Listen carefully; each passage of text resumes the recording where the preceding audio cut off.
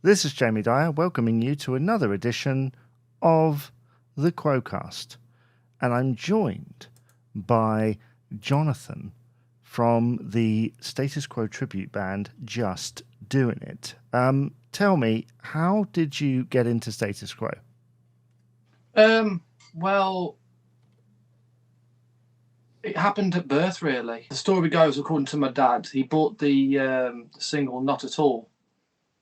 And he says when he got home, my mum was lying on the sofa and she was pregnant with me at the time. And he put the single on and he obviously put the volume up.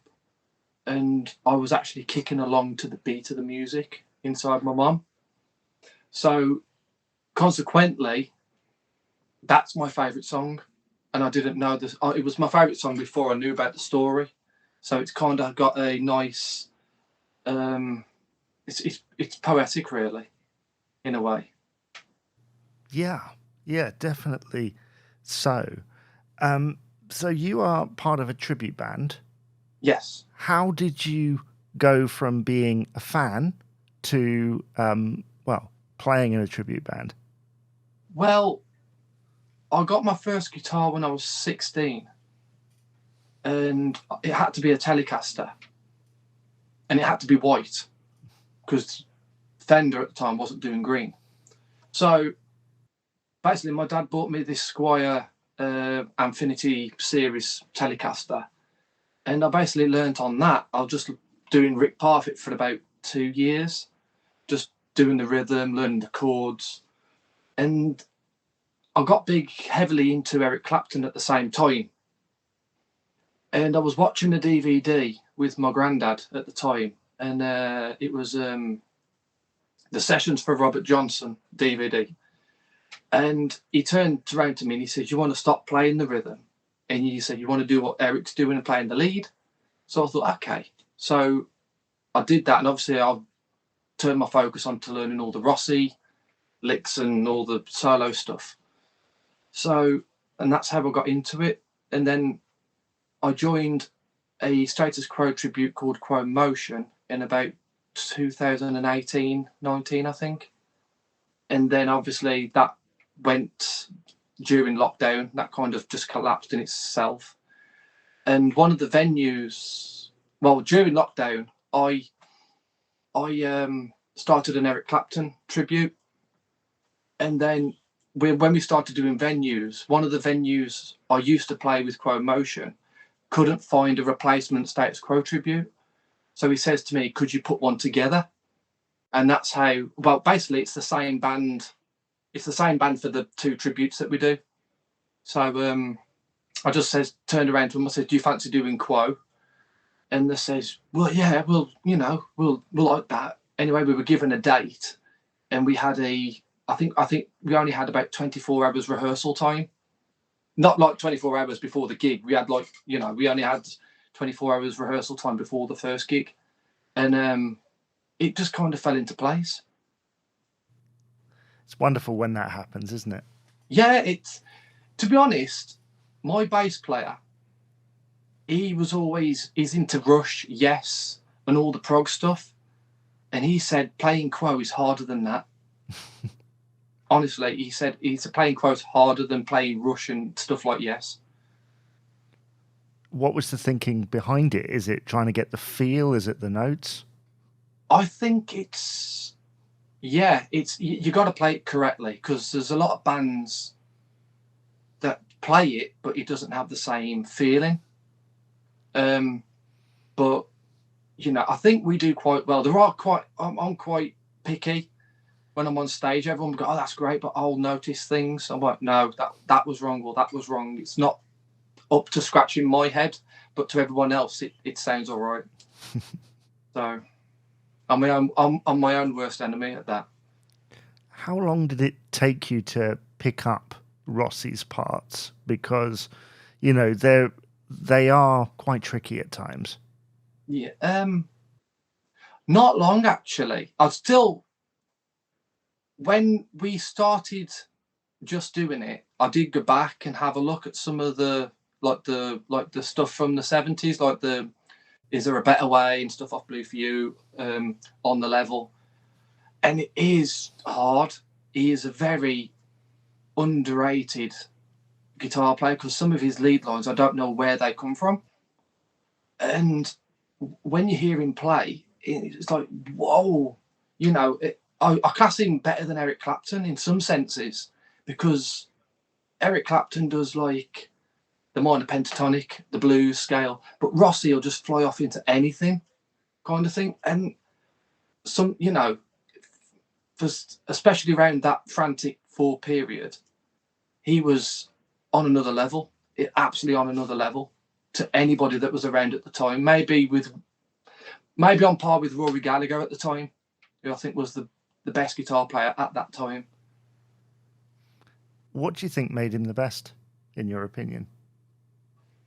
Just the fluidity of his playing. Mm-hmm. The way he constructs a solo, the way he chooses his notes, the way he builds it, and the way he ends it. It's just the whole composition of the whole. One of Francis Rossi's solos is like a composition within the song. And I just feel like, you know, it doesn't get talked about as much. When it comes to just doing it, how did you go about refining a set list? Well, we tried to please everybody, and I know we can't please everybody. So you have to have certain songs that have to be in the set. You have to have Caroline. You have to have Roll Over Lay Down. You have to have Paper Plane. You know, the live staples have to be in there. But in between, we try and fix songs that maybe people don't really know.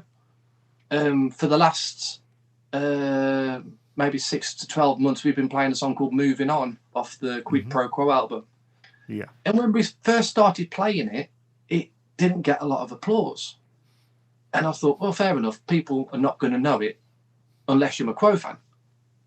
But at the moment, a lot of people come up to us and ask us about that one now. After the show, they're like, oh, what's that one you played? Moving On. I said, it's off this album. Go and take a look at it, you know. So we try and please everyone. We try and put some Frantic 4 stuff in. You know, we try and, you know, you have to play the singles. Just depending on the audience, really. You know, if you've got a Quo audience, you know not to play Margarita Time or something like that, because you know it's going to divide an audience so much that it's not worth the aggro playing it. But, you know, to a generic audience in a pub, if you play Margarita Time, all the women are up singing it. So, you know, it's one of those. I've always says it's divided a fan base, but it got to number 2 for a reason, in my opinion. You know, if it wasn't a good song, it wouldn't have got to that position in the charts. Well, yeah, it was very high. Was it number 2? I think it was. I think it got to number 2, I think. Maybe 2, 3. I'm not 100% sure on that. But I know it got high in the charts. Let me check. It got to number 3 in the charts. Number 3. Mm-hmm. I stand corrected then. Yes. Well, as I say, even that is a feat in itself. Indeed. For a top 5, of which Quo have had many in their career. Something I haven't done for a while is called Milestones, where I kind of ask you about some albums or singles that are celebrating milestones this year. I'm going to sort of cherry pick a few that I think you might be able to have something to say about. Obviously, this year is 40 years since Quo opened Live Aid. Going back and looking at the footage, have you done that a lot? And what are your kind of thoughts on it? To be honest, we are doing in Oldham next month, we're doing a 40th anniversary Live Aid celebration at Whittles in Oldham. I think that's on the 12th of July. And what I've actually done, because we're obviously the first band on, I've taken the audio. It's 12 o'clock noon, it's London, it's live, you know, so we can walk on to that. And to be honest, looking at the footage, you couldn't ask for a better opener, really, just for those to go out and do their little 15 minutes. But that's what people remember from the whole day. Maybe them and Queen. You know, I couldn't really say who else played apart from, you know, your favourites like Dire Straits or something. But to be honest, they just went on, did the thing, and got off. And that's what Quo's about. You know, they never took themselves really too seriously as musicians. And it made the day. It was there, you know. And what a song to start off with Rockin' All Over the World. You know, you can't pick a better opener than that.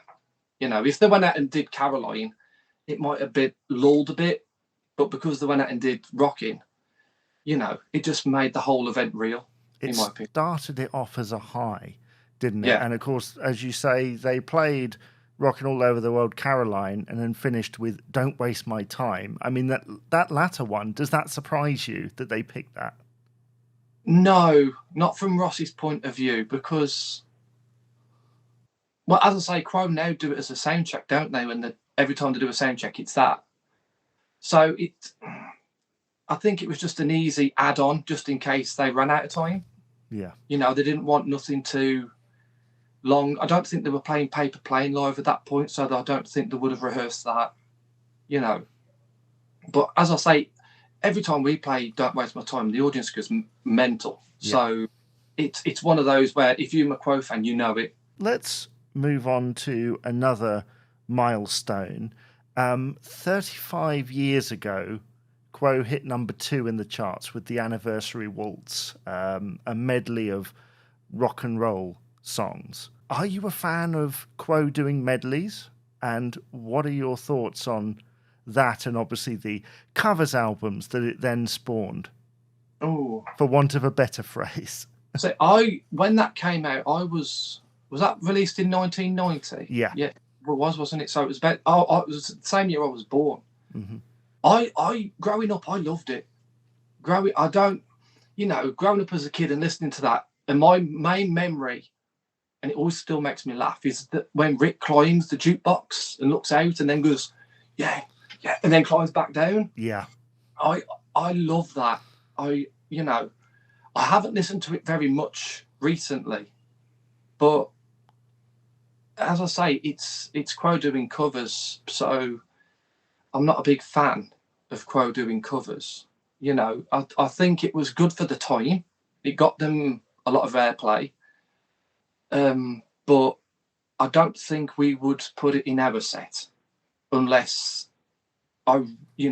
maybe right at the end, if we were doing like a birthday party or something just to get people dancing. But yeah, it's not one I regularly listen to.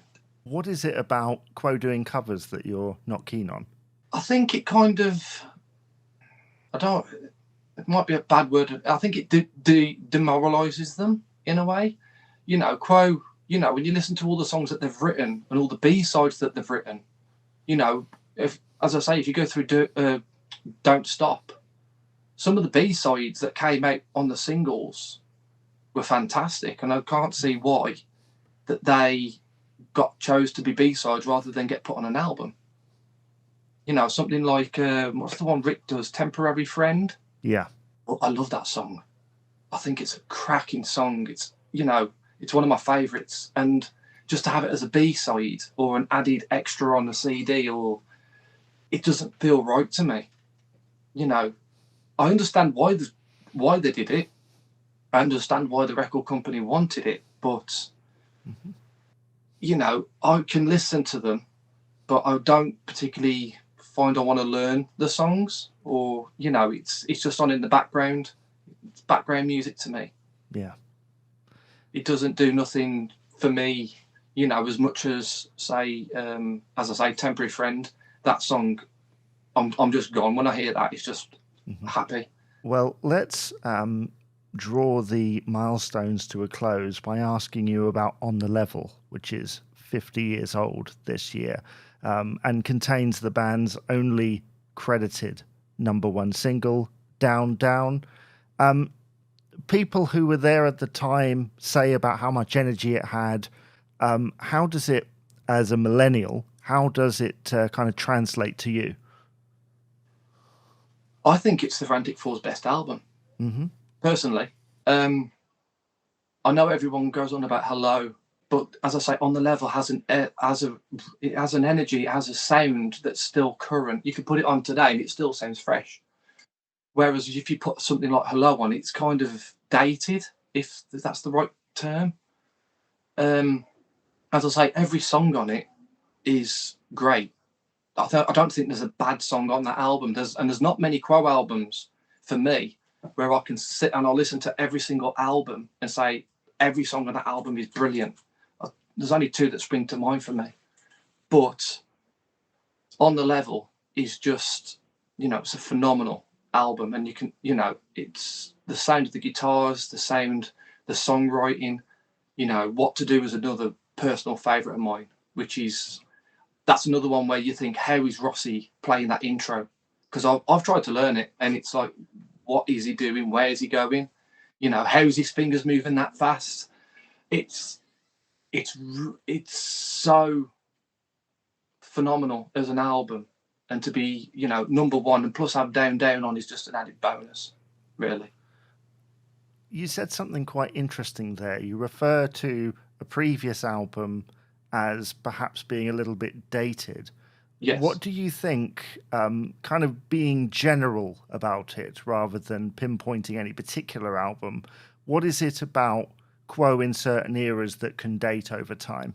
I think it's the sound, or maybe the production of the album. Mm-hmm. Maybe it's, as I say, I listened to Hello the other day, and when it kicks in with Roll Over Lay Down's a fantastic song, but it lulls a bit for me now listening to it. Back in 1973, it must have sounded amazing, But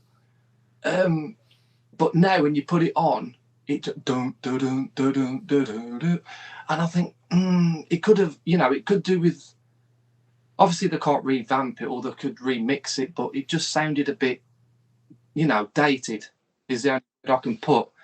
It's like when you hear the intro of Caroline now, as fantastic as it is, it sounds of its era. Whereas if you put on the Level, or even Blue for You for that matter, it still sounds fresh as a daisy. It's still got the kick, it's still got the energy, it still hits you in the face like a brick, to put it that way. It's just, those two albums are just phenomenal. Indeed. You wouldn't be the first person I've heard that kind of comments on maybe the mixing of an album that can date it slightly there. Well, I've seen Rossi talk about it, and he said because they did get certain mixing techniques on the Level, which they hadn't on the previous three. So that's maybe why, I don't know. I did read somewhere as well that they didn't use their usual backline. They used Fender amps, or I think Rossi used a Fender amp, which then gives it a different tone as well. But I don't know if that's 100%. Mm-hmm. That gives it a different clarity altogether than what I don't know what they were using. Was it the Sound City amps they were using at the time? Possibly, yeah. Yeah, so it might give it a different clarity. Let's move on now to talk about gigging. Okay. How many times have you seen Status Quo live? Every year from 1998 to the last night of the Electrics was the last time I went. So that would have been what, 2016? 2016. It was the year Parfit died. Mm-hmm. It was the year Parfit died, and my dad. It was one of my annual Christmas presents. I knew Christmas had came when we were going to see Quo at the NEC, and we used to go every year from 1998. I think it was Too Good to tour. But yeah, because they started with Down when I first saw them, and all the way through, and it's every year, it's just phenomenal. Just going, having your Christmas night out and just rocking out to all the songs. I mean, that is quite a period of time, nearly 20 years worth of going. What changes did you see over that time? Was there, like, in the presentation, perhaps in the set list, perhaps it moved a little bit more than people sometimes give it credit for? Like, what are your thoughts on that? Well, to be honest, when I saw them in 1998, they started with Down, and I can't remember, I don't know for certain, I can't remember them playing Rockin' All Over the World. Right. Which was really strange. But they played stuff like Backwater. I think they did one-man band as well on that tour. And, you know, as I say, through the 90s, they were quite experimental with the set list. They were really experimental. But when it got to, say, Heavy Traffic, it kind of stuck in its own. It didn't change much since then. Obviously, when a new song comes in, it's either stays in or it goes out.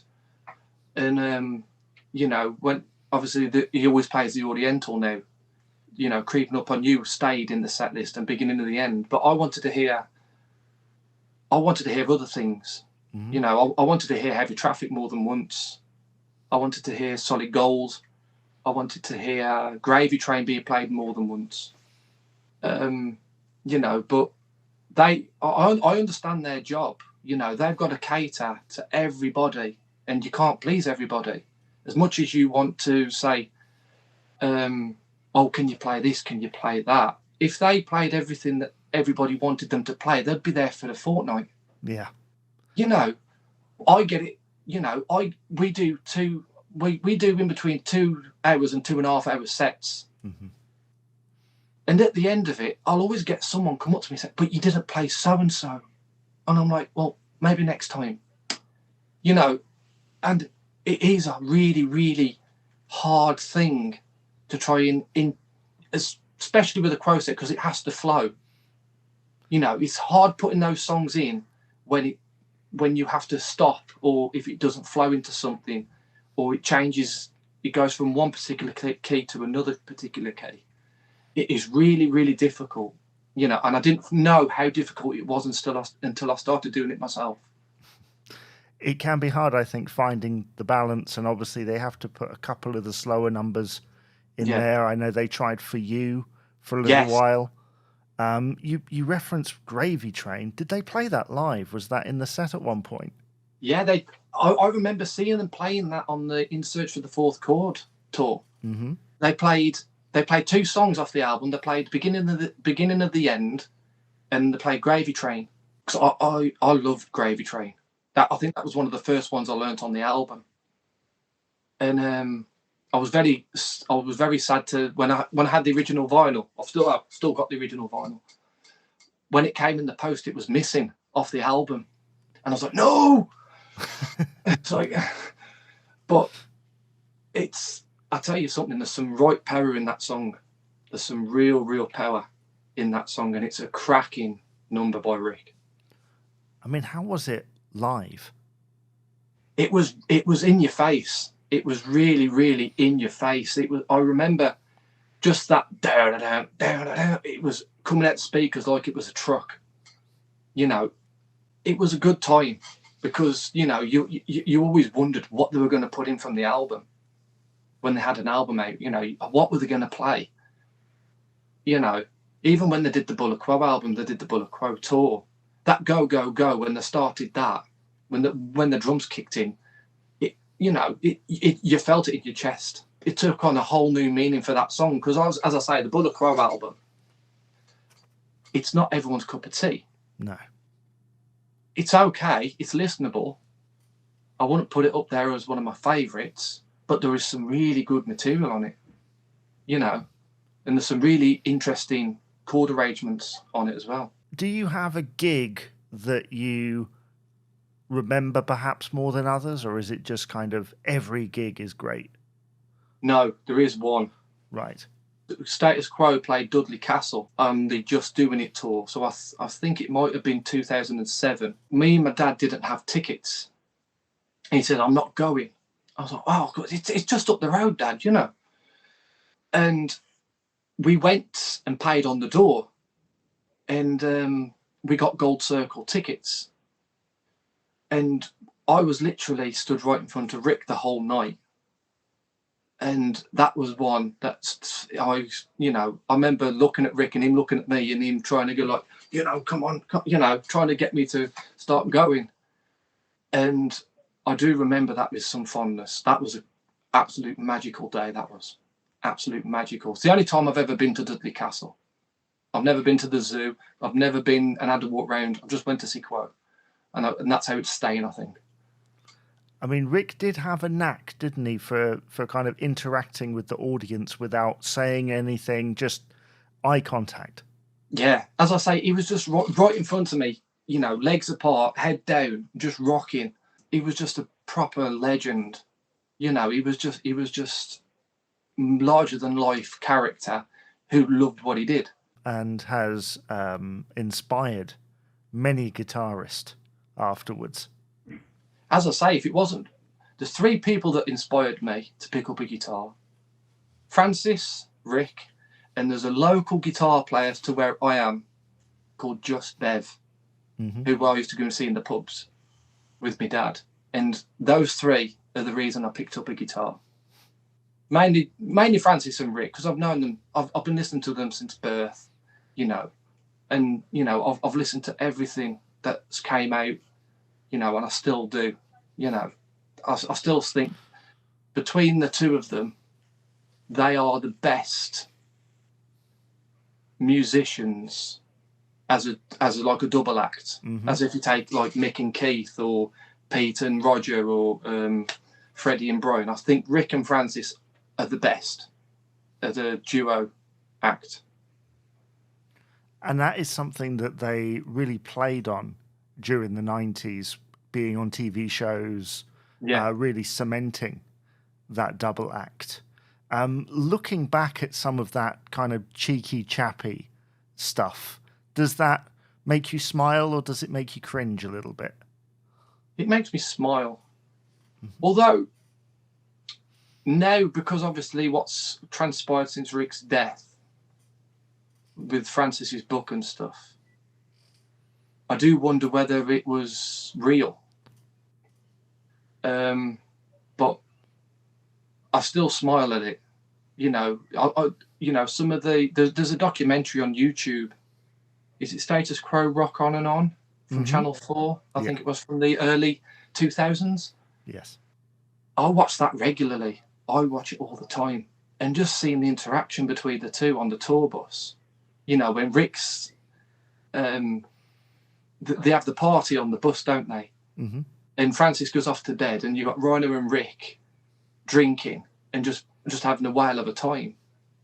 And some part of me thinks, you know, that was the real partnership, really, where Francis would go to bed and Rick would have a party with the rest of the band. And then obviously when they come together for like an episode of Loose Women or something, or a TV show or something like that, that's when they'd come together and be the team, you know. But you got to remember, they've been together longer than both of any of their marriages. So there's going to be fracture points in the relationship. Yeah, you reference a documentary from the early 2000s. Did you ever see the Party Ain't Over Yet documentary? What, DVD? Yes. Yes, I've seen that, yeah. I think I've got it somewhere. Yes, John Keeling's documentary is 20 years old this year. And it was one of the first, I think, to show the band in the studio recording. I am around a similar age to you. Yes. And I remember that being a huge deal to kind of lift the lid and see them doing it. Now, there was a lot of candid moments captured, but to hear them, you know, performing these songs that would then get played loads and loads of times was quite magical. Yeah, I think I've actually had 2 copies of that DVD because I wore the first one out. I think that's what happened. I remember putting it in one day and it wouldn't load, so I went and bought another one. And but yeah, that's another one that I watched religiously. Just to see them in the studio, even when Rossi's trying to do the solo to Gotta Get Up and Go. Even now, I try and slow it down to see what he's doing. I'm like, why is he doing that? As I say, it was a massive thing at the time. I remember me and my cousins watching it like every week just to take it all in, to see if we could see anything new. See, what chord's he playing there? What's that he's doing there? You know, I was really shocked to see when they were playing in the studio that they had Fender acoustics, because I had a Fender acoustic at the time. And I was like, oh, they're using the same guitar I've got. Wasn't, but it was still a Fender. And, you know, that really shocked me. and it made me a bit more proud of my guitar that I had. But as I say, I haven't seen that one for a very long time now. It's got to be at least 10 to 15 years since I saw that, so I think I might have to dig it out again. On your second copy, though? On my second copy, yes. Yeah. I've probably still got the first copy somewhere. I don't think I would have thrown it away. I'm sure you're not the first person to have worn that out, because not only did that have the documentary on it, there was a lot of video from various eras. There was the full 4,500 times, pretty much, I think, released for the first time in its entirety in video form. The amount of times, watching through that, like you say, studying each and every kind of chord movement, and and just the showmanship as well. That Wasn't the Wembley Empire Pool show on that? Yes, Was it like it was all like in a red haze? Yes. Yeah, and you got Rick playing Big Fat Mommy, and he's just whacking out the strings. Sorry if I swear. That's all right. I can bleep it. But he was really whacking out the strings, and I thought, how is he? You think he's going to rip his arm off. But yeah, was there 4,500 times the 1982 one? Yes. Yeah, that's the version we try to do when we play it live.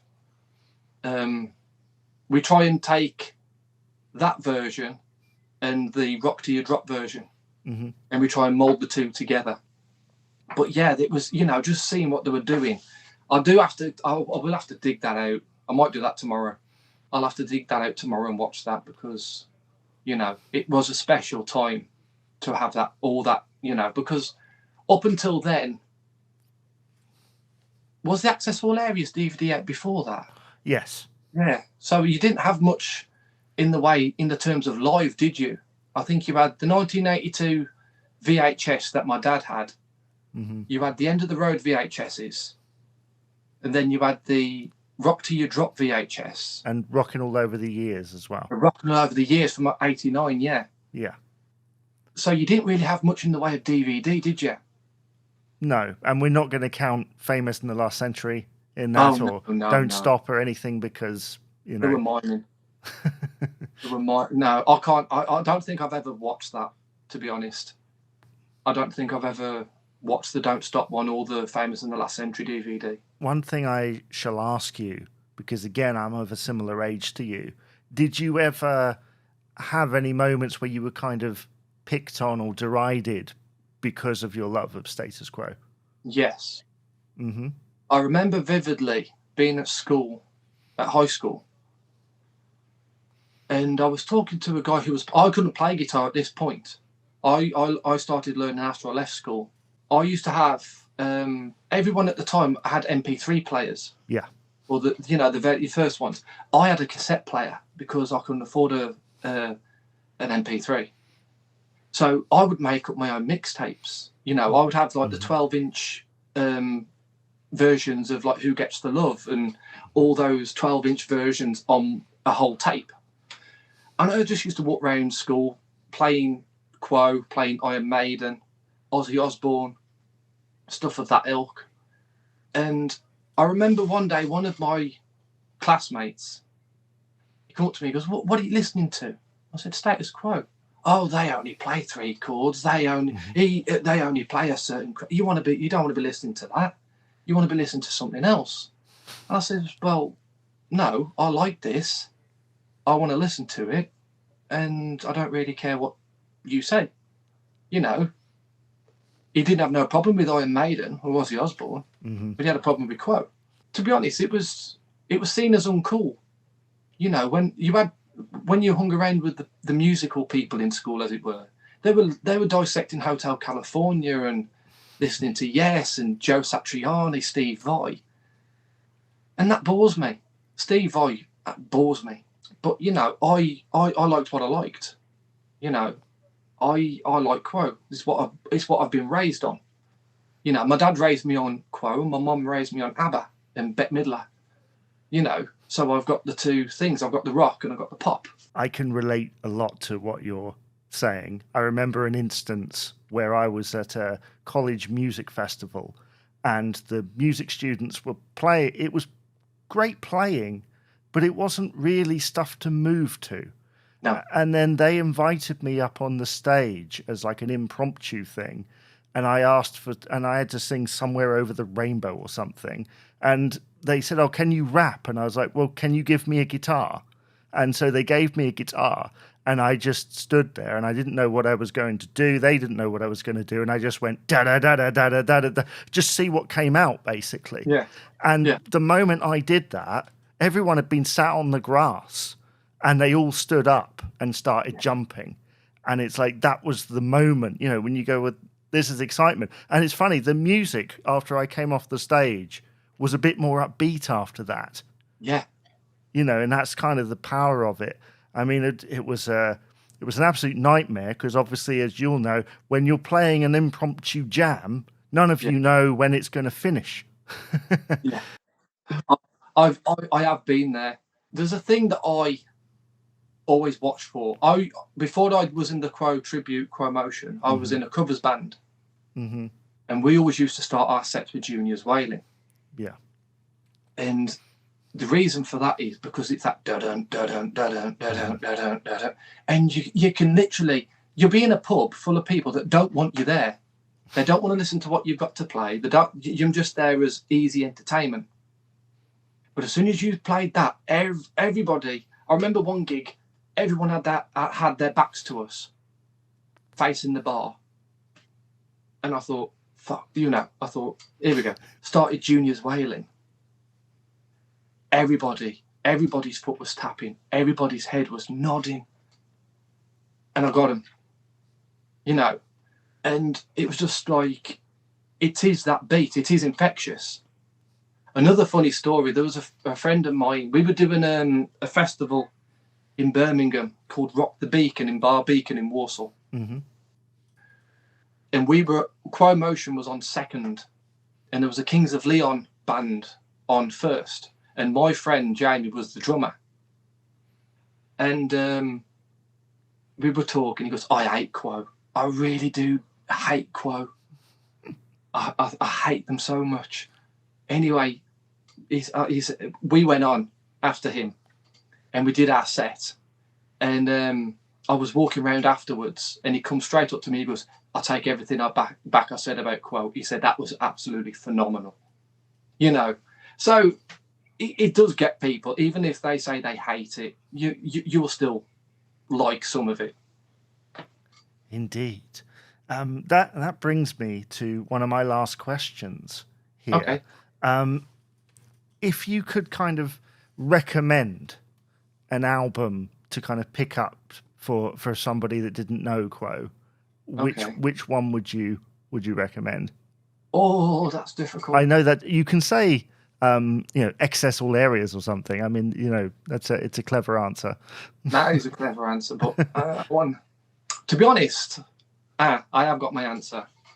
Mm-hmm. If I was to pick one for a middle of the road fan or someone who'd never listened to Quo, I would say Rock Till You Drop. Okay. I think I was only listening to this the other day. I was travelling back from Manchester and I was listening to it in the car, and it's got a bit of everything. It's got a bit of quiet. It's got some nice melodies, nice quiet songs, but it's also a rock album. Mm-hmm. It's got a bit of everything on it. As I say, if you get going back to On the Level, if you gave someone that to listen to, maybe the year might have put them off or something. But as I say, Rock Till You Drop for me is a good album to start with. I think, it's a bit long. I noticed that on the CD version. Is it something like 16, 17 songs? Yeah. It's about 18 songs long, I think, isn't it? And yeah. the 500 times at the end. The record plays differently.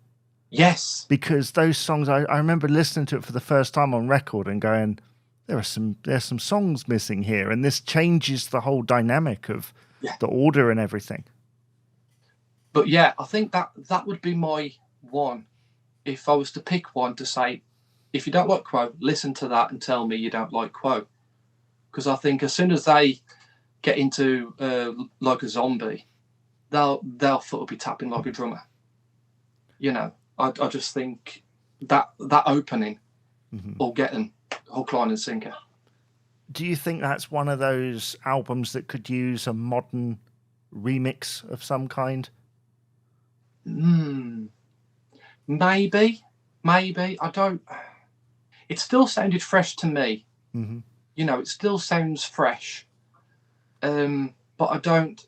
To be honest, I don't think it could do with remixing. Maybe picking up a few of the other guitar parts, the overdub parts, maybe, because some of them are quite buried in the mix, I think. Mm-hmm. But I still enjoy it. I still think it's a quality album. What gigs have you got coming up with Just Doing It? You're playing right now?